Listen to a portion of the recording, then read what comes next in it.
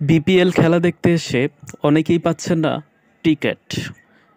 Ticket পাচ্ছেন না প্রায় ১,০০০-এর মতো খেলাপ্রেমী ভাইয়েরা।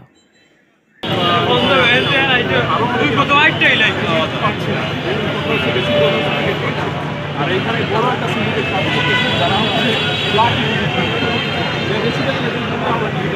আমরা কিন্তু একটা বিশাল দর্শক মানে যা আমরা চাই যে ভিতরে যাই খেলাটা দেখি, কিন্তু আমরা সেটা করতে পারছি না। এখন আমি চাই আপনারা এটা সমাধান করুন যাতে আমরা টিকিট পাই।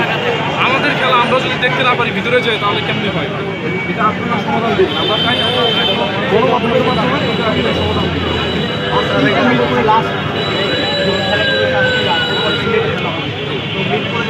খেলা দেখতে না পারবো এটা আমরা দেখি গতকাল থেকে অনেক ঘটনা তবুও আসলে কি বলে পদক্ষেপগুলো আসলে জানতে পারিনি। তো এটা আসলে